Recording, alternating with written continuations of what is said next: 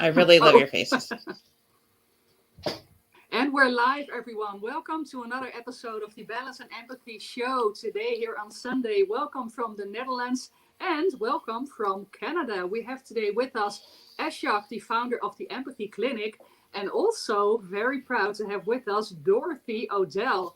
And she is the producer of the Unstoppable Overcomers and the Power Have Our Unstoppable show, and also the author of Overcoming Facing Challenges. Dorothy, please go ahead and introduce yourself. Thank you so much for allowing me to be on the show. I am Dorothy Odell. I am the author of The Overcomer. I am a wife, a stepmom, uh, all around Renaissance woman, I guess is what you could say. I stepping into my power the last couple of weeks and really finding out how I can help other people with that, and no stranger to overcoming obstacles. It's been it seems one thing after another my entire life, and that's okay. God made me this way, so obviously I'm ready for it. So that's basically who I am in a nutshell.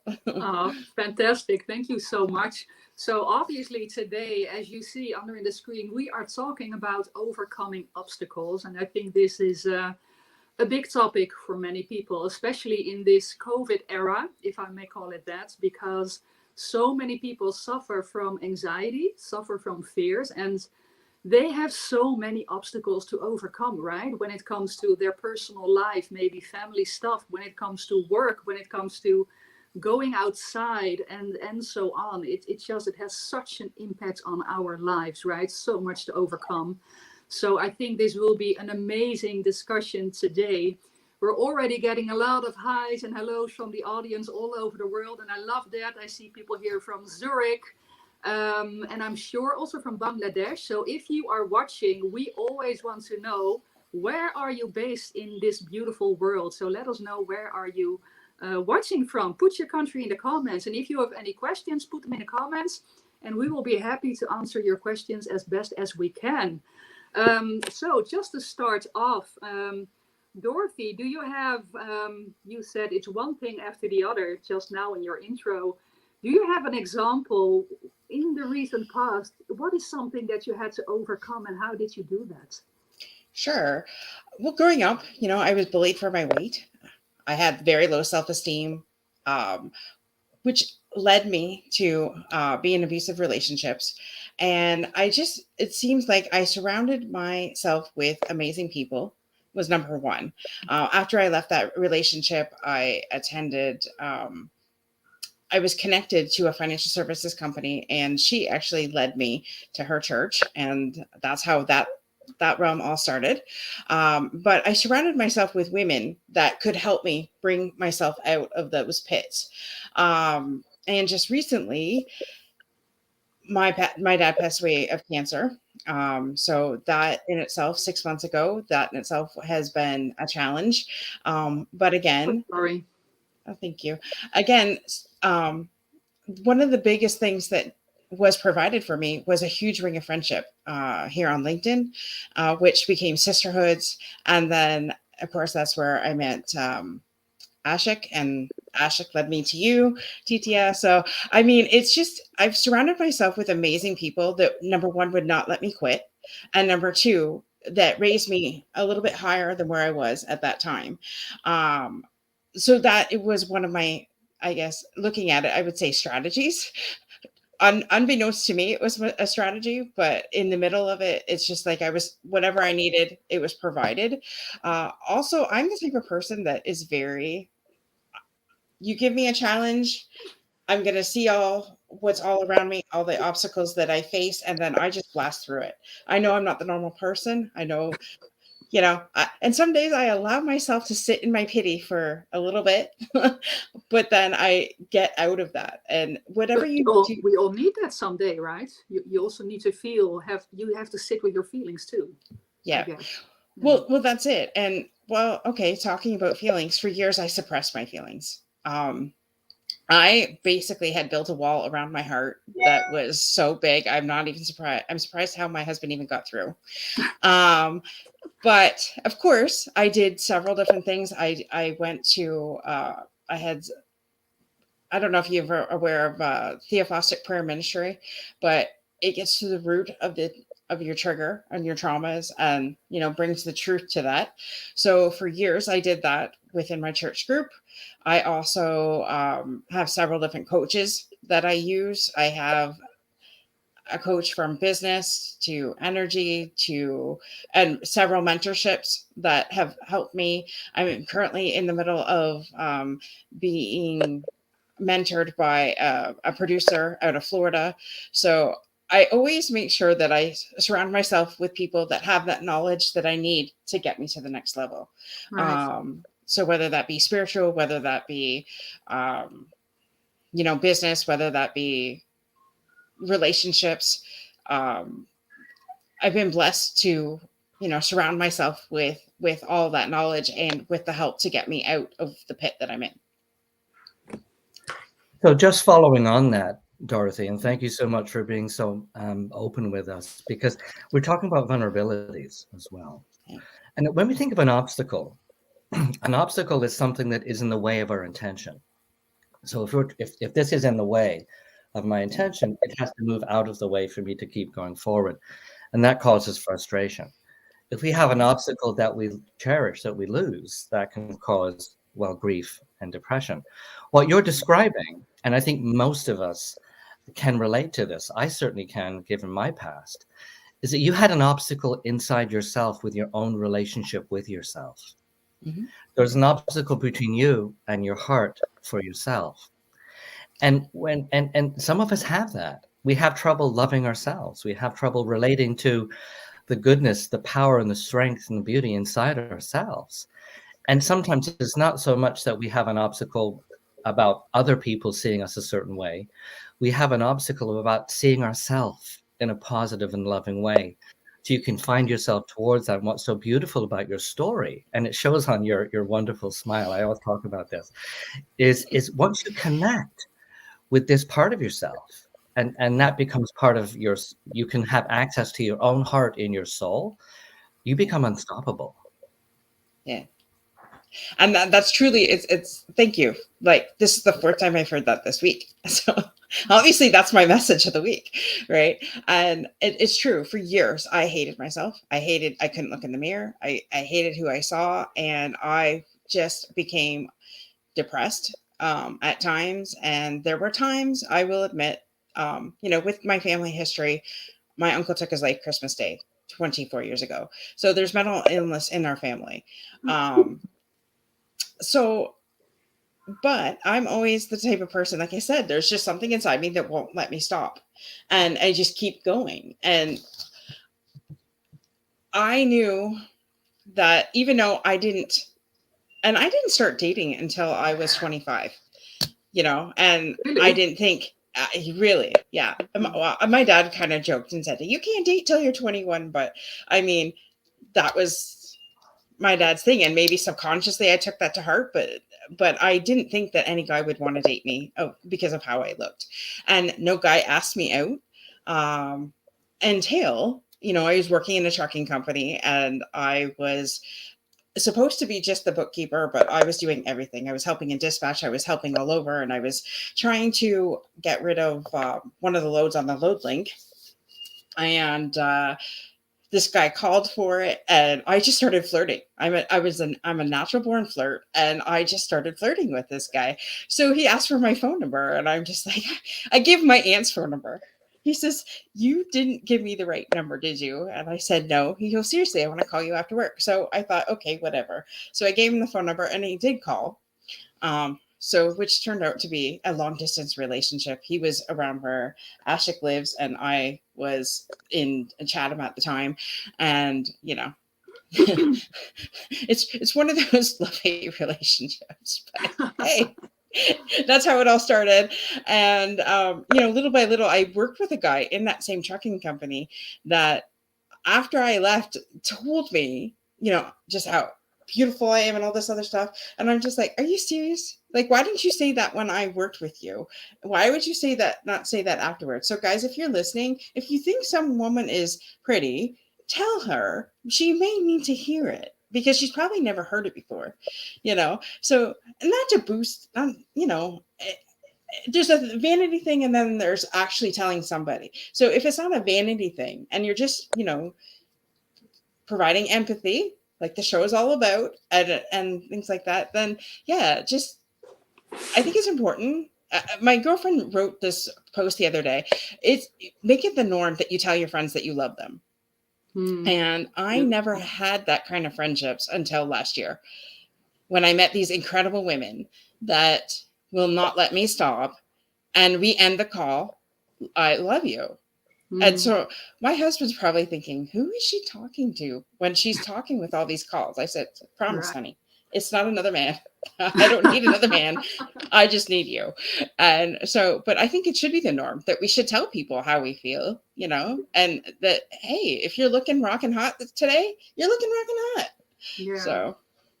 Well, I think that's beautiful. And I think we can help each other in that way overcome insecurity and, help each other gain confidence. And I think also women, women, right?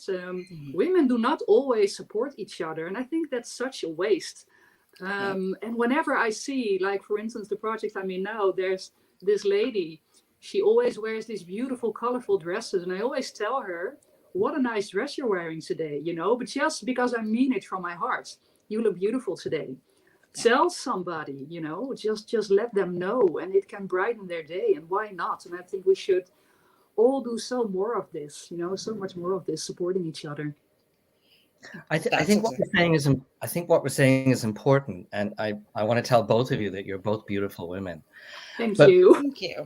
But let me explain what I mean by that. And what I mean by that is, if you compliment somebody on the outside alone, you're missing something. I think it really helps to compliment somebody on the outside and on the inside. Oh yeah, true. Because that's how we are. We are, as Dorothy so eloquently said earlier, we are who we look on the outside, but we're also how we feel on the inside. And if we feel horrible on the inside and someone says, oh my gosh, you're looking great, there's a disconnect. But if you're feeling not so good on the inside and someone says, you're looking great, but how are you feeling?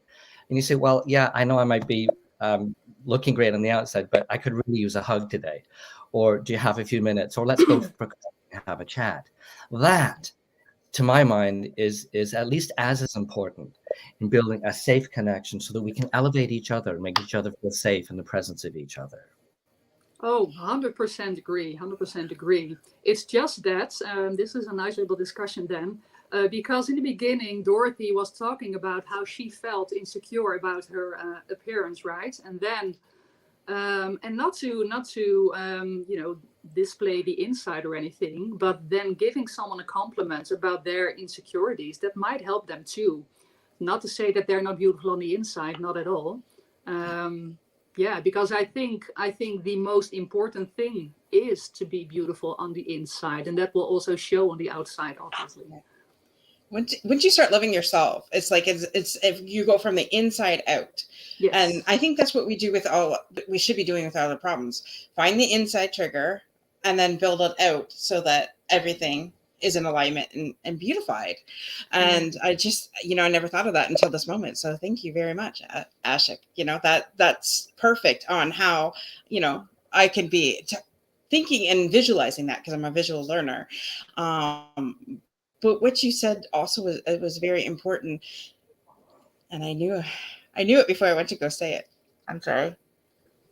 But yes, beauty's from the inside out. And what you can do for yourself, ladies.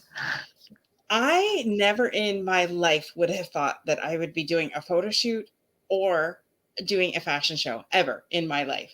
And I was on the board at one time for this woman had been gang raped back in, I think, 1976 on Valentine's Day. So she does an annual fundraiser, and I was on the board for that. And so we decided that we were going to do a fashion show. One of the fashion houses here in Windsor was going to do a fashion show, and all the proceeds would go to this cause. So I thought, well, that's great, And part of me was like, I want to be a model. I want to be a model. And I'm just like, but there's no way I could be a model. And Linda, the one that owns the fashion house, says, well, why can't you? She says, I have clothing in every size. I said, yeah, but when I think of a model, I think of like a size 4. I think of like put together, like the beautiful flowing hair, the moments when they walk on the stage. That's who I thought. And she says, oh, honey, she says, you are beautiful. Get your butt into the dressing room. We're going to put some clothes on you. And I did. So I think that was like 4 years ago. I don't know. I'll have to go. Since COVID, we haven't been able to do anything. So it must have been at least 4 years ago. And that was one of the most powerful moments of my life, was strutting my stuff. He was my boyfriend at the time instead of my husband. My husband is very much an introvert and does not like to be in front of anybody. But I said, honey, it's for a good cause. Can you just get into like a monkey suit and help us ladies up on the stage? So he did. I was shocked. He did. So not only did I get to, shine my light on stage and represent the clothing line, but my husband also had enough confidence to, at least help us ladies up there. And everybody complimented him on just how well he treated everybody and how nice he looked, and thanked him so much for spending his time. So just think of something that you've always wanted to do, even though you say, no, I can't do that. Do it. I promise you, it will be the most powerful thing in the world that you could ever do. And I did a photo shoot for my first book. The book that I did, I had switched publishers afterwards, but the first copy of the first book, I did a photo shoot. I had the blast that day. Now, my photographer is one of my best friends as well, but I had my makeup done, I had my hair done, and I was just like, I felt amazing. And even in the poses, same hair, same everything, different clothes, different pose, you'd look like you could look different. So that was another thing for me to take away too, was you could be the same person, but by changing a couple different things, or even your pose or your personality, or your, putting your, what do you call that? Putting your reservations aside for a little bit, your true beauty could shine if you just allow it to. Oh, I can totally relate to that. And I think like the point you're making is, if you're afraid, just stepping out of that comfort zone and just try it. What always helps me, if I'm feeling insecure about something, can I do that? Can I be that? And then I see other people, and I think, well, if they can do it, then I can probably do it too, right? And that helps me to overcome and just do it. And then you'll find, if you're doing it, it's not that bad at all, right? And then you're succeeding. We have one comment coming in from Khalid Al-Balushi. Thank you for watching and your comment. He says, some people really have a wonderful soul, but they are so shy and afraid to appear, to show that, thinking that it won't work. And I think that's completely true, and such a waste, because I think everybody is worth being here and showing yourself. You all have something to contribute to the world, right? Ashdod, over to you. Yeah, well, I think it's important to differentiate two ideas. One is self-esteem, and the other one is confidence. And the way I look at self-esteem is basically your savings account. Self-esteem is basically your savings account at the bank, and your confidence is your checking account. Now, hopefully, your savings account goes up, but your checking account goes up and down like this. Now, if you think about it, your self-esteem is the accumulation of all the successes you've already had. But your confidence is your capacity to believe you're going to be successful in the future. So self-esteem has already happened, and confidence has yet to happen. And the other way I look at it is, if you have good self-esteem, how can you market it? It's one thing for someone to say, oh my gosh, you're so good. But can you tell yourself, I'm going to be good? And going back to our viewer's comment there, is that self-esteem is one thing we can think about, but confidence, the more you think about confidence, sometimes you can actually become anxious and demoralized and actually feel dread, because what happens if you think about confidence, you start to avoid, you start postponing. And I, what Dorothy is telling us by doing the photo shoot, and I'll tell you a little story in a second, is that she jumped in. She gave herself the chance to assess the story while she was in it, instead of thinking about it and then jumping in front of the camera once she's convinced herself that's going to be okay. That's not going to be okay. It's like saying, I'll jump in the pool when I feel warm. No, you've got to jump in, get cold. So I have a ballet background, as you know. And when I was 15, I used to have to get on the stage alone because I had my own part of the show alone. And there was a few thousand people in the audience. I had to get out there and leap around in Newfoundland, in the 70s. It was a little bit challenging in the sense that there was some embarrassment, I suppose. I never felt embarrassed doing it, but I just had to go out there and literally jump onto the stage and keep jumping. And the more I kept jumping, the more the crowd would stand up and give me an ovation, because I was pretty good doing ballet when I was doing it. But that's always influenced the way I think about things. Like sometimes you just got to jump on the stage and start doing it. Exactly. Absolutely. I love that analogy. So the next time I get into one of my things where I don't feel the confidence or that I could do it, I'm going to think of Ashik on the stage, just jumping and leaping. I love that analogy. So Dorothy, Thank you for that visual. Right. Totally agree. So Dorothy, also for the audience, so we've talked about overcoming obstacles. Now, in a sense, just try new things, right? And just push through and you'll see it's not that bad. So are there any other tools for people to use overcoming obstacles? Definitely, like I said, surround yourself with people that are going to help you with that as well. Like, and if you say to me, well, I don't have any friends, I'm sorry, but the pandemic has just made at least 50 to 100 new friends for me. That was the upside of the pandemic, So get yourself on social media and just say, hey, I'm looking for new friends, especially here on LinkedIn. It's powerful because everybody wants to connect, right? So you're going to have to step out of your zone, and you're going to have to, take the initiative. But definitely surround yourself with amazing people. Get some. Okay, so I have a book. It's over on my desk, and I don't want to get up just yet. But find different books that will help you with that. The one that my girlfriend definitely recommended to me was Louise Hay's Mirror Work. Absolutely changed my life. I started reading that in November. I mean, I built my confidence up, but there was just some, lingering effects of my childhood that were still there. So I read this book. I did the practices all of November. That's when I could feel more of a shift happening within my life. I did it again in December. It's a 21-day challenge. So I did the 21-day challenge twice. On top of surrounding myself with amazing people, on top of, continuously, like when you do one thing, don't let it go. Just because you got yourself out of that, keep going with it. That's the thing. You have to keep using the tools that you've been given and go after it.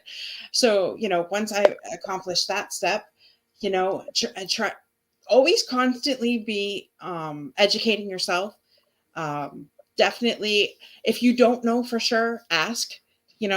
With the power of social media, everything's out there. Ask Google. Google's a great search engine out there. Just don't be Dr. Google, as my holistic doctor says. Yeah. Sometimes we have a symptom, we Google it, and we think that that's gospel. So we're, oh my God, I'm dying. But that's not the case. And just really, I suggest writing a list of 10 things that you like to do and start doing them. Write a list of, and if you can't think, look back to your childhood. When did you have the most fun? And start doing that. And seriously, when I lost a year in my life somewhere. I just realized that I'm not 44. I was 45. I just realized this a couple months ago. A friend of mine told me this, right?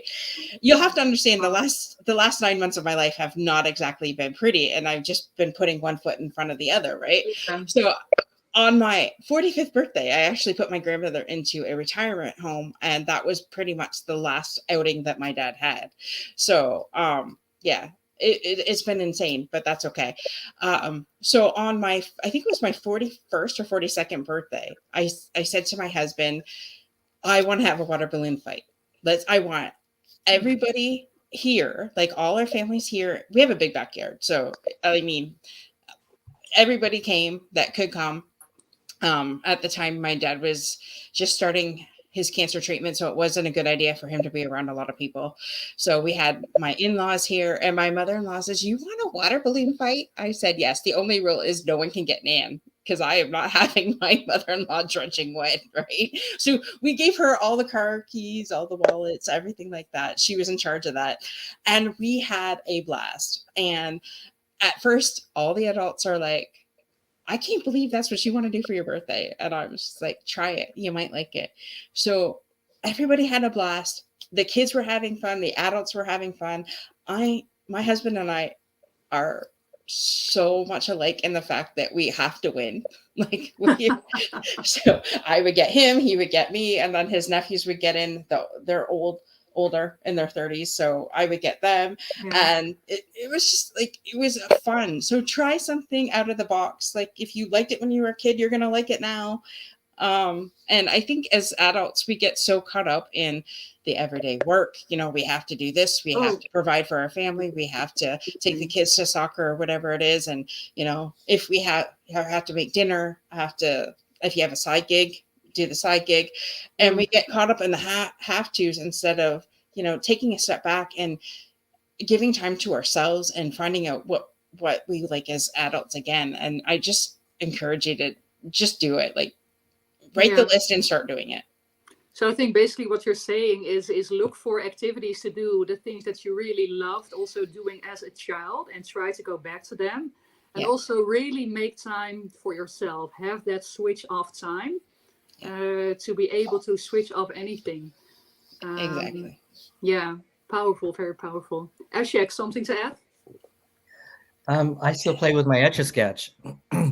Yeah, I want to add something, because Dorothy said something really, really powerful and important. She said to set intentions. And what I said earlier about self-esteem and confidence, when we are working on self-esteem and confidence as children, especially as teenagers, they're very difficult times to go through. But once you become an adult, it's so important to keep working on your self-esteem. And you work on your self-esteem by setting an intention. It could be the tiniest thing, like, I'm just going to mow the lawn today, or get my driveway shoveled, or just clean up my desk. Once you achieve things, you're actually building self-esteem. Once you've built self-esteem, the likelihood that you're going to be successful in future things, i.e. the confidence, also improves. So then you begin to know yourself as someone who, when I set an intention for myself, I generally succeed in it, and I feel good about that. And I know that in future events, I will be successful. So these things need to be worked on very regularly. You don't have to work on it every day, but you have to work on it very regularly. And the more you work on that, the more solid you feel on the inside. And as Dorothy and we were saying earlier, the more you can radiate that confidence outside and make people feel good when they're with you. Yeah. And Dorothy, I have a question. So in the beginning, you also said, I'm a child of God. So does religion help you, for instance, in practicing gratitude or being more positive? I'm just curious. How does that help you overcoming obstacles? So I have a morning routine that I do every morning. And I even did it. I got up a little bit earlier. And here in Canada, it was 8 o'clock here when we started. I'm So so sorry. I'm so yeah, sorry. that's okay.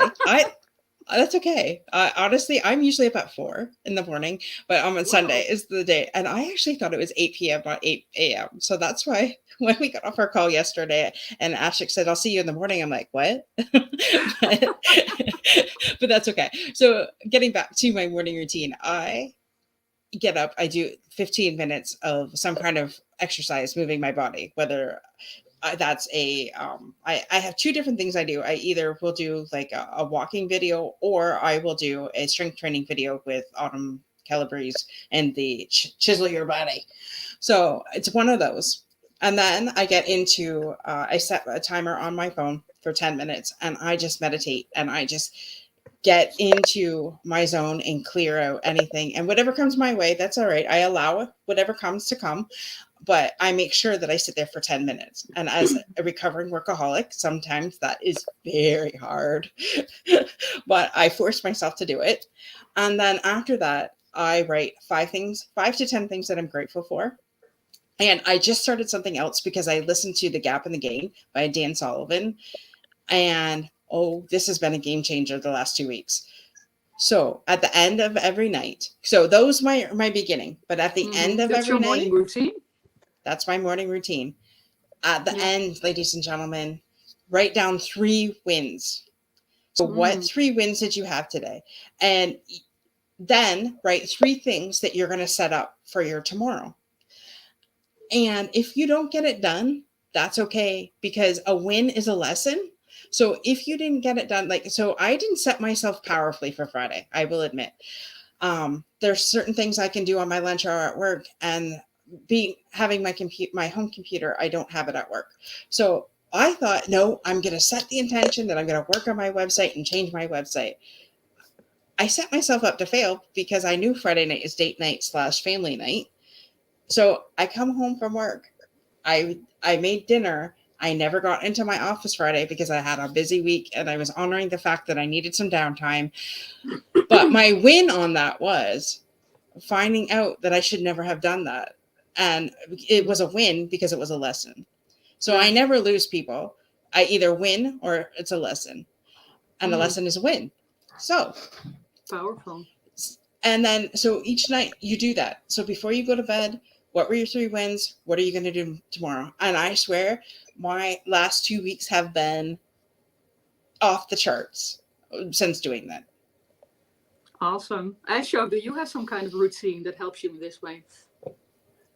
Well, I'm a kind of a routine person, and you know, I'm a musician, so I'm always practicing. So my self routine is always trying to be a little bit better at what I do, and if I set an intention to be better, I don't necessarily put a time on it, because when I get to my better place, I still want to be a little bit better.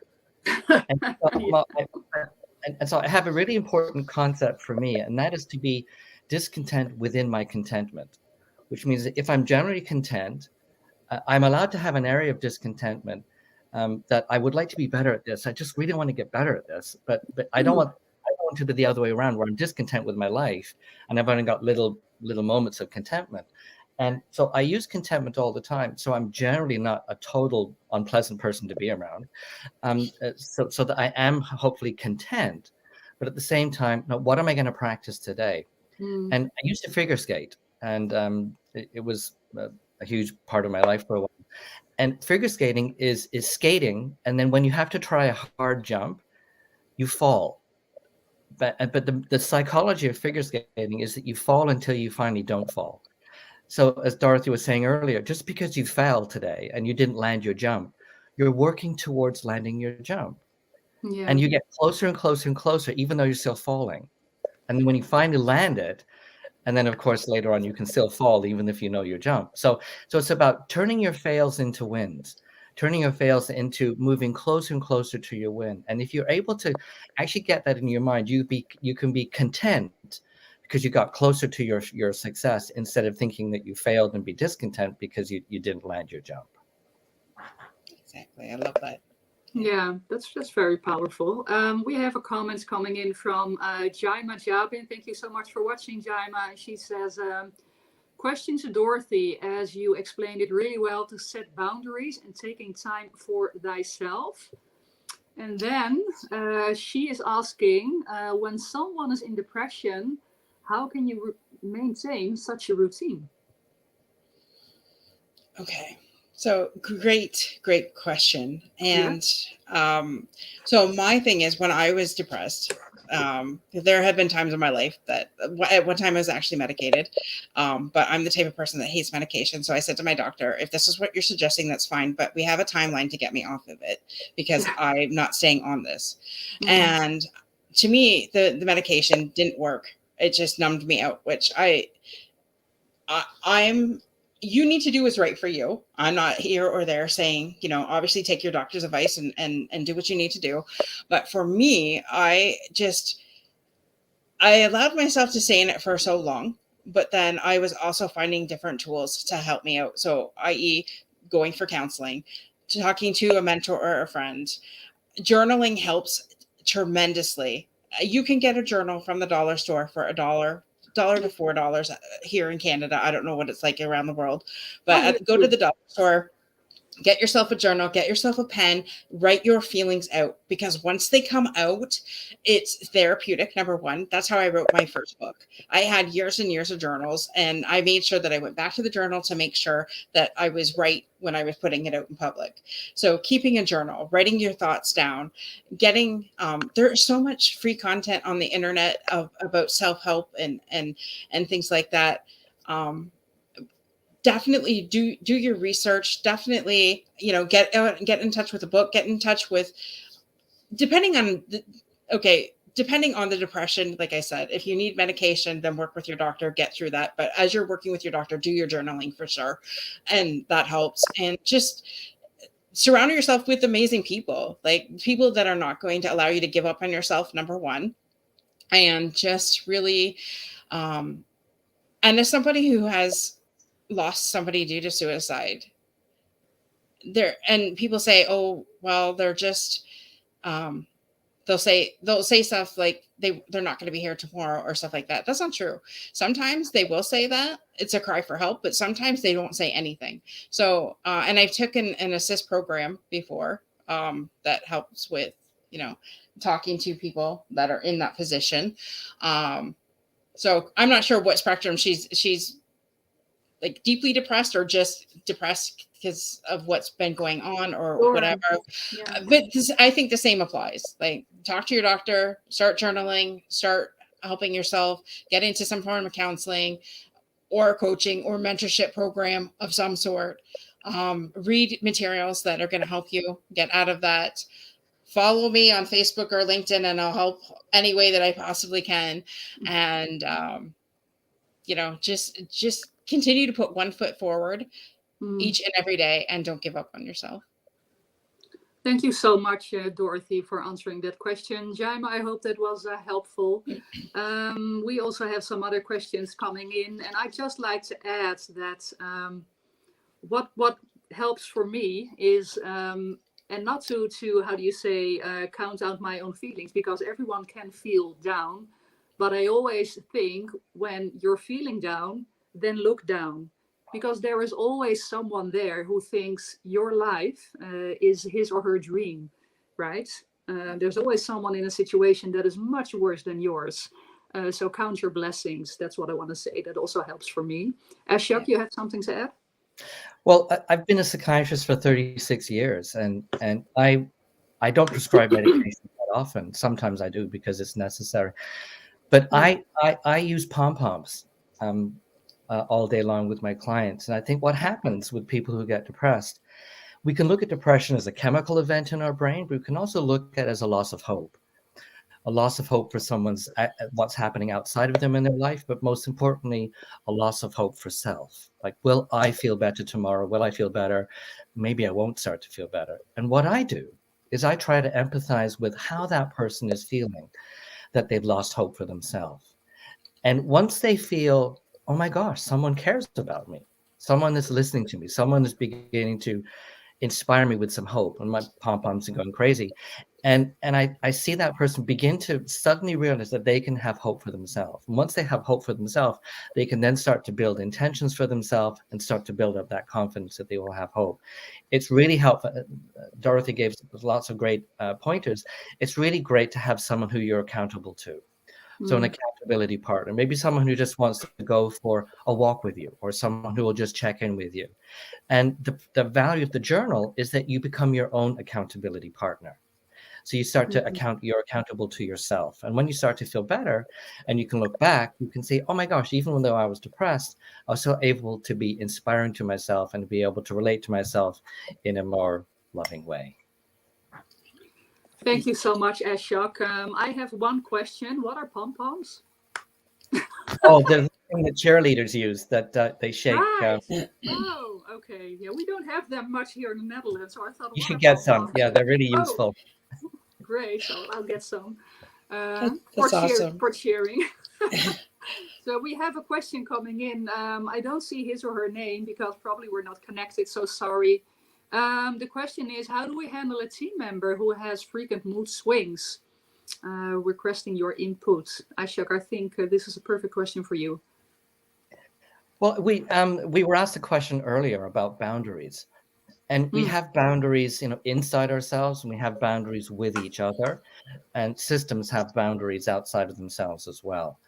And if you're in a relationship, whether it's a romantic relationship, or we're parenting, or in the workplace, boundaries ultimately are what we have to do to ensure that there's respect for each other and safety with each other, so we can function with each other. Like if we have to use our child's room to do the show, we need to make sure that there's a boundary so they don't come in.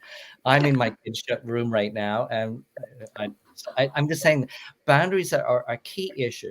And if someone has mood swings, that means that their mood is all over the place and they're becoming unpredictable. And that means it's the people they're working with are literally on eggshells as to what's going to happen next. So that person has to have some boundaries so that person's behavior can be contained a bit, and also everyone else in the workplace can feel a bit safer. Dorothy. I just want to add to that. So they could be going through something and you have no idea what they're going through. So I would even say, hey, how you doing today? I'm the type of person that if I see somebody in a bad mood or whatever, I don't automatically think, oh, this person's a grump. I think, what happened to this person to get them to that state today? Yeah. When my dad was when my dad, his last 9 days, I first of all was on vacation, and when I came back, everybody was like, how are you doing? Like, everybody was checking on me. There are days I sit at my desk still and cry, and everybody knows. I made it known in my office, you guys just, I've had a significant loss. You just really need to just, I don't mean anything if I flash out. It's just, I'm really just having a bad day or whatever. So, but I am the type of person, but that's me. Like, I'm very open, as you can tell on this show. I'm very open. But most people might not be. So just like, hey, how you doing? And some people, their entire lives, they've been felt that they've been in a corner and no one's taken care, no one has paid any attention to them. And maybe they just are feeling down. Maybe they just lost their house. Maybe they just lost a spouse. Maybe something has gone on. Just be kind and say, hey, how you doing? How can I help you? How can I serve you? So a boundary isn't necessarily a wall. That has windows and doors in it. And what you described is empathy. Is that if you find out what somebody is going through and support them through that, then that empathy can also function as a boundary, because that person now feels understood, and maybe they don't need to be reacting so vigorously in isolation and loneliness. They feel they've got some companionship now. Absolutely. And I think we've all had some form of that, especially lately, feeling isolated and feeling depressed and feeling that fear. And I know different states and different provinces that were different during the pandemic, and sometimes we couldn't leave our house at all, and sometimes we could go to work, and sometimes you form lines at the grocery stores. I think it's just going back to compassion and empathy and checking on your neighbor, or picking up a phone if you have their phone number, or knocking on the door, just saying, hey, are you okay, type thing. Meeting people where they're at. I mean, right now, we're supposed to be not having to wear a mask, but some people are still not comfortable with that. So just meeting people where they're at and accepting that, not belittling them for their stance, but just accepting, loving with them, and moving on. I totally agree. And I think that's maybe one last point for today to go in the conversation. In so many countries, COVID measures are now lifted, right? Where I live too, in the Netherlands. And so we don't have to wear a mask. We can go basically anywhere we want again. So hooray, back to freedom again, right? It's fantastic. So the other week I was sitting in a restaurant and it was packed like before COVID. And within 1 meter, I don't know in inches, sorry, within 1 meter, there was a strange person I didn't know. And it was kind of strange for me to sit again like the old normal to someone I didn't know so closely, because we're not used to it anymore. We're now used to keeping distance. We're used to masks, and suddenly now you don't have to. And that's, I like it. It's fantastic. Although I got COVID for a second time because of it, still I like the freedom. So I won't hold back, I want to go out. I want to do fun things, but that's me. And that's not for everyone. I still see people even sitting in a car driving wearing a mask. And I'm not judging them because they're probably still afraid, and I think that's where, excellent point, Dorothy, and also Ashok, you made. We need to show kindness and love to each other and not judge other people. You don't know what they're going through. If someone is still wearing that mask, they might have lost many people in their family or friends due to COVID. You just don't know what people have been through. So never judge and just be kind. I think that's all we can do, to help each other. Exactly. Yeah. Yeah. And how is that for you, Ashok, where you live? How are the measures there in Canada? And Dorothy, you're also in Canada. Yeah. Well, I think that I'm hoping there won't be too much confusion. I was interviewed on a TV station on Monday, and I said that before the pandemic, if you go into a bank with a mask on, it's usually a bad sign. And now, It was. bank without a mask on, it's a bad sign. So I think we have to get used to the new way of presenting ourselves. And a lot of people got comfortable with our masks and kind of hiding with the hoodie and the whole package. So I think there's going to be a little bit of confusion going through this transition phase. And I think hopefully over time, Canadians are usually very apologetic, nice people. That hopefully over time we'll sort it out so that the new normal will become normal again. Yeah. Right. It's basically going back to the old normal now, right? Yeah. Yes, whatever the old number was. And it's funny. I shared in the pre-interview that as of last Monday, we don't have to wear the mask anymore. But it's a relief. As somebody who's hearing impaired, the last 2 years have been difficult because if I can't hear you, at least I could read your lips, and so Right. that has been an element that, like, it was more frustrating for me when I was at work. I'm like, just let me work from home, guys, like, because not only was it the element of everybody being scared at the beginning, oh, we're gonna die if we get it, to it was frustrating because they come to me with their mask asking me questions, and it's like, I can't hear you. The mask muffles you. I can't read your lips. Send me an email. Basically, it's basically what I got down to. And now, not having to wear it, I just like, I kind of feel naked. but and I'm always looking like, where is it? Because if you're in your cubicle, you don't have to have it on, but as soon as you step out of your cubicle, you're supposed to put it on. And and and then those stupid questionnaires every morning you're supposed to fill out. um and now that we don't have that, it's almost like, I feel like I'm like trying to grab for it and it's not there.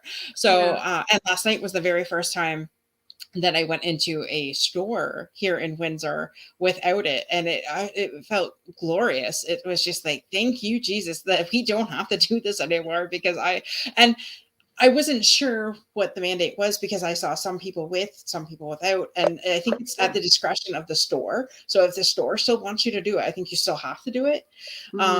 So I walked in, and I thought, if somebody asked me, fine. I had one in my pocket in case, because I wasn't really sure. And a lot of people around me had theirs on and I didn't. And I was just like, well, let's just try this. Let's try this back again, and things like that. And just, not looking at people if they do have it or if they don't. And, it was good to see smiling faces again. That was the highlight of my Walmart trip last night, to go get lasagna noodles at 8:00 at night. That's fantastic. What I actually did notice when people were wearing masks all the time, and I was wondering, well, do you still recognize people from your neighborhood if you're going to the store or something? But I recognize many people still because of their eyes, right? So for me, that was, oh, okay, I can still, I still know who you are, even if you have a mask. So for me, but if people need to do what they feel safe with, I think, and it's not for anyone to judge. So yeah, exactly. Yeah. Amazing. Well, I think this was a fantastic conversation. I want to thank you both so much for the show today, and Dorothy for coming on. And we'd love to have you back again in the future. For sure. So, yeah. So for the audience, regarding overcoming obstacles, can you both share like your number one tip, just to summarize? Dorothy. My number one tip: be good to yourself. Give yourself grace. and just allow yourself to be who you really are. I know that's more than one, but it Yeah. kind of all falls in the same category. And thank you so much for having me on your show. It's been an absolute pleasure. Oh, it was an absolute pleasure. Thank you. Ashok, your number one tip. Well, it's always going to be empathy. And I think that if you know how you feel on the inside, and if you know how other people feel on the inside, it makes our relationships with each other so much smoother and so much easier and empowering. And that way we can overcome obstacles within ourselves and also with each other. Absolutely. And just to add to that, find the power within you. And if you're just joining now, listen back to this conversation because I think it was a fantastic conversation full of beautiful tips on how to overcome obstacles and how to feel better and gain more confidence. I want to thank you all so much for watching, and we will see you again in, for the next episode of the Balance and Empathy Show. Thank you so much. Bye, everyone. Bye bye.